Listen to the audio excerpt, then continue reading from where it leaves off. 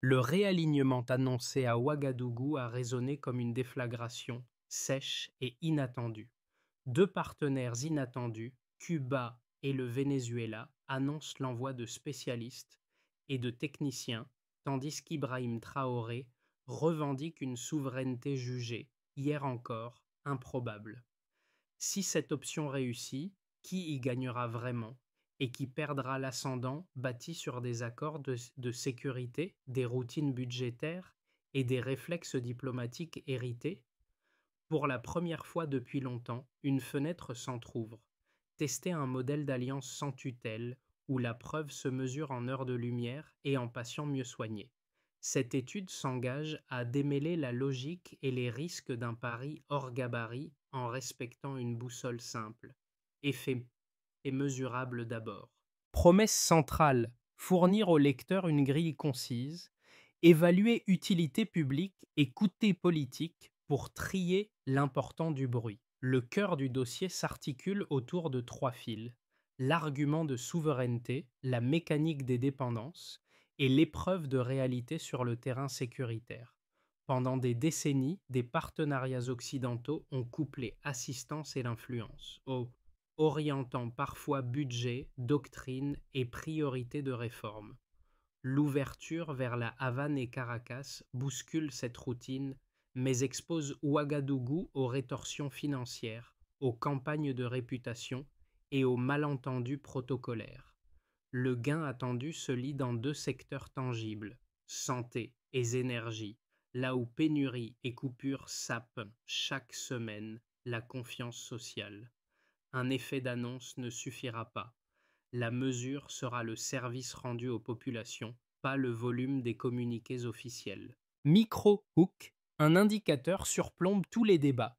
Le délai nécessaire pour transformer une promesse en amélioration visible du quotidien. Une révélation importante apparaît. Deux chiffres pilotent la suite: des coupures dépassant régulièrement 6 heures et des services de santé débordés chaque saison. Dans une capitale sahélienne, 6 heures d'électricité perdue signifient des milliers de chambres noires, des frigos muets et des traitements interrompus. Le récit qui porte Ibrahim Traoré s'ordonne alors autour d'un enchaînement praticable: réduire d'abord les dépendances là où elles coûtent le plus, puis convertir le capital politique en résultats concrets. Pendant des années, des cadres sécuritaires dits stabilisateurs ont coexisté avec une économie locale fragilisée. Cette combinaison a nourri défiance et fatigue. En inversant la logique, soigner et alimenter d'abord, sécuriser ensuite, Ouagadougou cherche une base d'adhésion plus durable parce que palpable. Ici, le choix des partenaires vaut signal. Cuba, reconnu pour ses formations médicales et ses campagnes préventives efficaces; le Venezuela, riche d'une expérience énergétique utile malgré ses crises prolongées. On n'observe pas un saut dans l'inconnu, mais une tentative de substitution. Expertise pour expertise, sans conditionnalité macroéconomique invasive. Les objections demeurent: ampleur réelle de l'aide, fluidité logistique, acceptabilité diplomatique, vulnérabilité aux sanctions. La réponse attendue ne réside ni dans un slogan, ni dans une bravade. Elle tient à des délais, à des volumes et à la continuité opérationnelle. Si, dans 6 mois, des centres de santé absorbent mieux les pics saisonniers, l'option gagne. Si, dans 12 mois, la distribution électrique réduit drastiquement les coupures prolongées, la coalition se crédibilise aux yeux même de ses adversaires. À l'inverse, tout écart durable entre promesses et livraison recompactera les critiques et réouvrira la porte aux arrangements antérieurs. D'où un cadre d'évaluation factuelle: temps de mise en œuvre, couverture servie, coûts évités et incidents résolus. Rien n'empêche des partenaires occidentaux d'offrir simultanément des dispositifs équivalents ou meilleurs. La concurrence par solution profitera au public. Mais l'expérience sahélienne rappelle qu'une architecture centrée uniquement sur la sécurité laisse trop souvent le social sans réponse. Là, précisément, se fabriquent les fragilités que les radicaux savent exploiter. Un médecin cubain, affecté dans une clinique périphérique, relate une variation simple. Moins de ruptures d'antipaludiques au début de la saison humide après stabilisation d'un circuit d'approvisionnement. Le fait paraît minuscule, pourtant, il raccourcit des files d'attente, évite des transferts coûteux vers la ville et libère des lits d'urgence saturés. Deuxième cas, une centrale thermique vieillissante reçoit un appui technique ponctuel. La remise en ligne de deux groupes suffit à préserver la chaîne du froid dans plusieurs districts, limitant perte de vaccins et pénuries alimentaires locales. Ces scènes restent conditionnelles, mais elles deviennent plausibles si les promesses se muent d'abord en procédure, puis en routine contrôlée. Elles posent une question de méthode. Comment déployer des renforts extérieurs sans écraser l'initiative locale et comment documenter des résultats sans basculer dans la propagande? Le risque d'image est réel pour Ibrahim Traoré. L'alignement peut paraître bravade si les métriques manquent ou s'il n'existe pas de rapport public parcimonieux mais régulier. Un tableau ouvert, lisible et stable, disponibilité des lits, délai moyen d'attente, heure de distribution électrique garantie, incident résolu, fera plus pour la confiance que n'importe quel slogan. Chaque indicateur possède une vertu politique. Il arbitre les débats en ramenant la conversation vers ce qui compte pour les ménages, aujourd'hui et demain. Un dernier point éclaire la gouvernance. Confier la collecte à des équipes mixtes, auditer par échantillonnage et synchroniser les calendriers techniques avec les saisons agricoles afin d'éviter des ruptures prévisibles. So what? Mesurer, publier, corriger, recommencer, jusqu'à banaliser la preuve. Tout commence par une annonce brève. Une annonce brève, puis l'arrivée par rotation discrète de personnel et de techniciens, accompagnée d'un protocole d'assistance. Le calendrier est serré, les premières semaines servent à cartographier les besoins, à qualifier l'existant, à réparer ce qui peut l'être sans pièces rares. Montée, les oppositions s'organisent. Une partie des partenaires historiques dénonce un risque d'isolement, des analystes médiatiques prophétisent l'asphyxie financière et des administrations locales s'inquiètent de la compatibilité des normes. En face, le gouvernement d'Ibrahim Traoré capitalise sur un message simple. Chaque heure de lumière gagnée, chaque patient traité au plus près affaiblit la spirale des urgences permanentes. La séquence se densifie lorsque des essais pilotes démarrent. Dans 3 départements, de petites unités hybrides couplent les productions électriques et maintenance, pendant que des équipes mixtes supervisent l'acheminement de médicaments de base. Des lenteurs apparaissent, formulaires inadaptés, doublons administratifs, querelles d'attribution.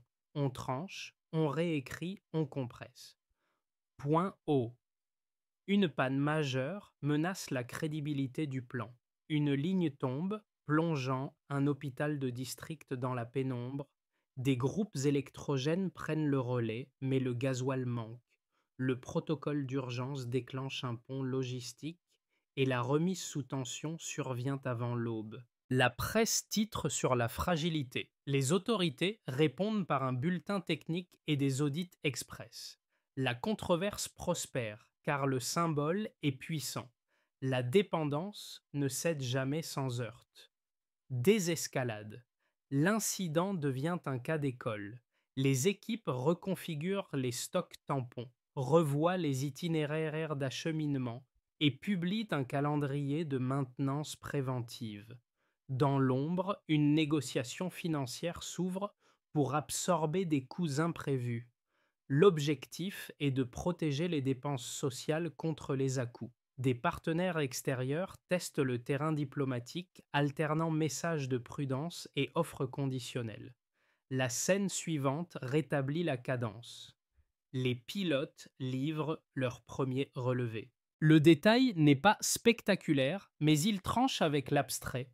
Heures de service garantie, taux de rupture en baisse, disponibilité des lits augmentés après triage. Les oppositions déplacent leurs angles, elles ciblent l'opacité des contrats et l'exposition aux sanctions. Le cabinet réplique par une doctrine d'achat public plus sobre et par une communication mensuelle des indicateurs. Reste une zone d'incertitude, la capacité à étendre sans diluer. La trajectoire dépendra d'une variable, souvent négligée, la qualité des routines, ces gestes qui préviennent les pannes soient silencieuses et multiplient les effets utiles. Clôture provisoire. Si le cycle promesse-preuve s'impose, la polémique perd sa sève. Si le cycle promesse-incident domine, l'architecture retombe sur l'ancien monde. Sur le plan diplomatique, la séquence n'est pas neutre. Des capitales européennes évoquent la nécessité de préserver des canaux opérationnels, tandis que des partenaires régionaux cherchent une lecture commune pour éviter les malentendus stratégiques. Ouagadougou, de son côté, verrouille trois garde-fous: transparence minimale des objectifs, priorité aux services essentiels et recours graduel aux capacités exogènes. Le dispositif reste réversible par conception. Il s'ajuste à la performance et aux contraintes.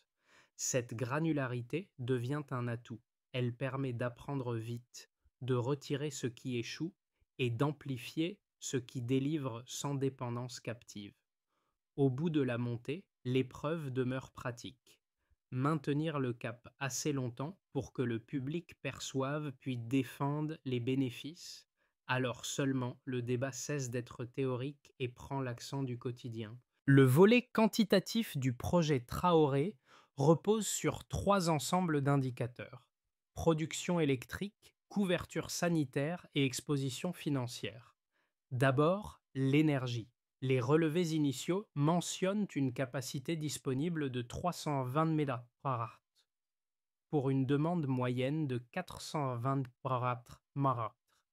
L'écart de 100 MWh explique la fréquence des délestages.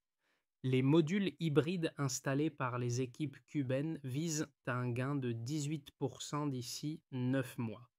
Si la cadence prévue, 4 unités par trimestre, se maintient, la marge de réserve atteindrait 60 MW d'ici la fin de l'année, soit la première inversion durable du déficit depuis 2018. Ensuite, la santé. 42 médecins cubains et 26 ingénieurs biomédicaux ont été déployés. Leur mission: remettre en service 200 porteurs en appareils inactifs et former 120 techniciens locaux. 3 mois après le démarrage, 41% du matériel prioritaire est à nouveau fonctionnel, tandis que la durée moyenne d'attente pour une consultation urgente a diminué de 23%. Ces chiffres, vérifiés par audit conjoint, offrent la première preuve d'une amélioration mesurable. Enfin, la dette. Les nouveaux protocoles d'échange réduisent la dépendance au crédit extérieur. La Banque africaine de développement estimait en 2020 que 40% des pays d'Afrique subsaharienne frôlaient le surendettement. En négociant des contrats basés sur le troc de compétences, soins contre logistique, énergie contre formation, Ouagadougou coupe les flux d'intérêts annuels estimés à 2% du PIB. Cette économie structurelle pourrait financer sur 2 ans l'intégralité du plan de maintenance hospitalière. Chaque donnée appelle une nuance. Les plus d'énergie supposent un entretien sans faille. Les 41% de réactivation médicale doivent franchir 70% pour stabiliser les gains. La réduction de dette reste fragile si les prix du pétrole s'envolent. Mais la dynamique existe et c'est elle que cherche à ancrer Ibrahim Traoré, transformer des succès ponctuels en séries statistiques puis en confiance publique. Un chiffre de plus illustre l'effet social. Dans les zones pilotes, les dépenses des ménages en carburant pour groupe électrogène ont baissé de 17%. Cet argent libéré se réinjecte dans l'alimentation ou la scolarité. L'impact microéconomique nourrit le macropolitique.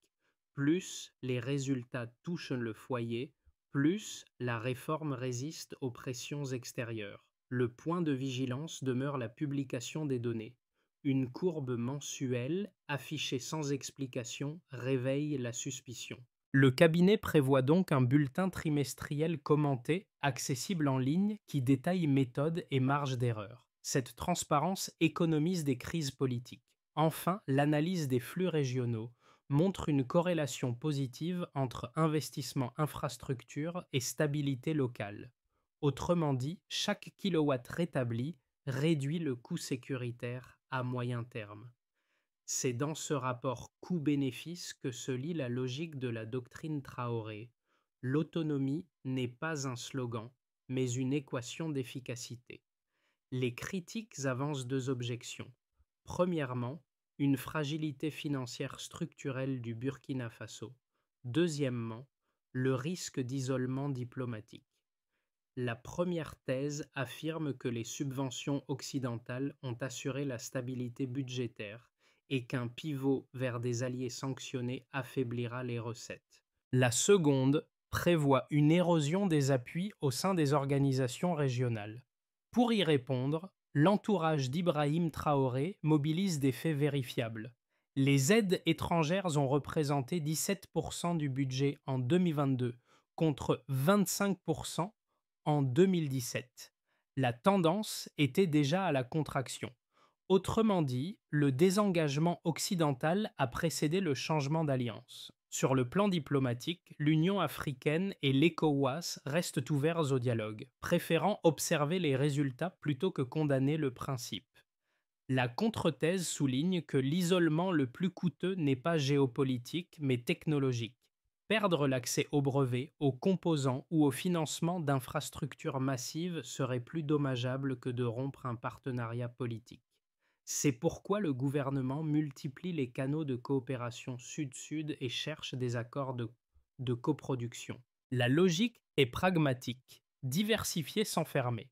Quant aux risques de sanctions, ils sont intégrés au plan de contingence budgétaire et au stock de sécurité. La leçon venue de la Havane enseigne que l'endurance se construit par redondance et coopération régionale. L'argument central reste économique. Une souveraineté coûte moins qu'une dépendance chronique. Les scénarios les plus pessimistes sous-estiment la capacité d'adaptation des administrations africaines, souvent rodées aux restrictions et aux solutions locales. Dans cette controverse, la figure de Traoré sert de miroir aux deux camps. Pour les uns, un pragmatisme audacieux, pour les autres, un pari hasardeux. Mais la mesure reste empirique. Si les indicateurs de croissance et de stabilité s'améliorent malgré le changement de périmètre allié, la critique s'effondre d'elle-même. Et lorsque les résultats locaux seront objectivement meilleurs, le débat va aller sur la légitimité des choix géopolitiques perdra en virulence. Le silence inquiète plus que le bruit. Cette phrase, prononcée par un officier burkinabé, résume le mi-parcours du plan Traoré. Le pays ne s'effondre pas, contrairement aux pronostics les plus sombres. Il apprend plutôt à fonctionner dans une zone grise entre soutiens épars et résistance discrète. Les signaux précurseurs d'une stabilisation apparaissent. Moins d'attaques contre les infrastructures civiles, une hausse modérée des inscriptions scolaires, et des appels à projets venus d'acteurs non occidentaux. Mais le miroir reste piégeant. Chaque succès symbolique ravive les attentes. Ibrahim Traoré le sait, l'opinion tolère le manque, pas l'immobilisme. D'où la priorité donnée aux réformes visibles plutôt qu'aux chantiers structurels. Dans cette phase, la communication vaut gouvernance. Dire ce qui avance, reconnaître ce qui coince, préserver la crédibilité par la franchise. C'est le moment où le récit doit changer de tempo. Moins de déclarations, plus de preuves empiriques. Chaque tableau de résultats devient un outil de cohésion et de diplomatie. Une nation qui documente son progrès en public désarme les préjugés et inspire les pairs. Les retombées concrètes de la stratégie Traoré se lisent à 4 niveaux: national, diplomatique, économique et régional. Sur le plan national, l'amélioration de la desserte électrique, constatée dans 3 provinces, a fait chuter les délestages de 32%. Les écoles rouvrent plus régulièrement et les dispensaires prolongent leurs horaires. L'accès plus stable à l'énergie réduit aussi les dépenses domestiques de carburant, renforçant indirectement le pouvoir d'achat. L'effet psychologique, voir les ampoules rester allumées, vaut autant qu'une statistique. Il réhabilite la confiance dans la capacité de l'État. Sur le plan diplomatique, le repositionnement du Burkina Faso modifie les équilibres de voisinage. Les chancelleries de Bamako et Niamey partagent la ligne d'indépendance et évoquent des projets conjoints de défense. L'Occident observe, inquiet mais prudent. L'Union africaine, elle, préfère enregistrer le précédent plutôt que le censurer. Dans ce contexte, Ibrahim Traoré devient un point de référence, non pour ce qu'il promet, mais pour ce qu'il ose tenter. Sur le plan économique, la diversification énergétique et les échanges sud-sud réduisent la pression sur le franc CFA. Une étude interne estime que 0,5% du PIB a été économisé sur les importations d'hydrocarbures en 6 mois. Les fonds réorientés alimentent des programmes de formation technique et d'irrigation rurale. Cette boucle vertueuse stimule un marché intérieur plus cohérent, où la production et la consommation se recoupent. Sur le plan régional, l'exemple burkinabé alimente un débat silencieux dans plusieurs capitales africaines. Faut-il continuer à conditionner les partenariats à la validation occidentale? Les opinions publiques connectées et jeunes valorisent désormais la marge d'autonomie. Ce glissement culturel pèse sur les stratégies futures. Les nations qui réussiront à équilibrer souveraineté et coopération gagneront en légitimité. L'ensemble de ces effets dessine un profil inattendu, la normalisation de l'indépendance. Ce concept, jadis perçu comme utopique, devient praticable dès lors qu'il s'appuie sur des résultats mesurables. Ibrahim Traoré n'a pas seulement modifié des alliances, il a déplacé le centre de gravité du possible. Les conséquences les plus durables pourraient ne pas se voir dans les sommets, mais dans les foyers. Moins d'attentes, plus de services. La transformation, ici, s'évalue en kilomètres de réseaux réparés, en heures de courant gagnées, en dossiers médicaux clôturés. L'horizon à 12 mois se décline en 3 hypothèses. Dans le scénario de base, les accords avec Cuba et le Venezuela se consolident sans provoquer de sanctions majeures. La production énergétique atteint 105% des besoins, stabilisant l'économie. La communication reste prudente. La croissance annuelle frôle 4%. Dans le scénario optimiste, le Burkina Faso attire d'autres partenaires du Sud. Iran, Inde, Brésil. Des transferts de compétences accélèrent la réforme des infrastructures. L'emploi technique local croît de 15%, réduisant l'émigration des jeunes diplômés. Le pays devient une vitrine d'expérimentation africaine. Dans le scénario défavorable, les pressions extérieures se durcissent. Sanctions ciblées, blocage d'importations essentielles. Les retards logistiques accentuent la pénurie et l'inflation grimpe à 2 chiffres. Pour y faire face, le gouvernement adopte un budget d'austérité, comprimant les dépenses publiques. La crédibilité politique s'érode. Dans les 3 cas, un principe s'impose. La souveraineté coûte. Elle exige une administration capable d'ajuster vite, d'anticiper les chocs et d'expliquer les choix. L'enjeu n'est pas d'éviter le risque, mais de le piloter. Si Ibrahim Traoré parvient à institutionnaliser cette culture d'agilité, même le scénario défavorable deviendra supportable. La grille de lecture à retenir tient en 4 verbes: prévoir, amortir, redistribuer, documenter. Chacun définit un pilier d'une gouvernance souveraine. Prévoir, c'est bâtir des marges budgétaires. Amortir, c'est activer les stocks. Redistribuer, c'est traduire les gains en services. Documenter, c'est neutraliser la propagande adverse par la transparence. Si ces pratiques Encre. Le pays franchira la zone d'incertitude avec le moins de pertes possible. Derrière les chiffres se tiennent les citoyens, agriculteurs, étudiants, infirmières, entrepreneurs. Pour eux, les alliances n'ont de sens que si elles allègent le quotidien. Dans les zones rurales, les lampadaires solaires installés grâce à l'appui cubain ont réduit les accidents nocturnes et rallongé les heures d'études. À Ouagadougou, de petites entreprises locales obtiennent des contrats de maintenance, preuve qu'un partenariat d'étrangers peut irriguer l'économie intérieure. Le pari Traoré se joue aussi sur le terrain symbolique.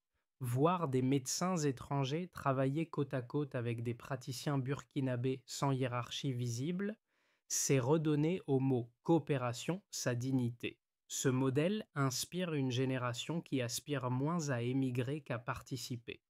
La réussite du projet dépendra donc autant de la perception que des indicateurs. Ibrahim Traoré incarne, aux yeux d'une partie de la jeunesse, la possibilité de conjuguer patriotisme et compétence.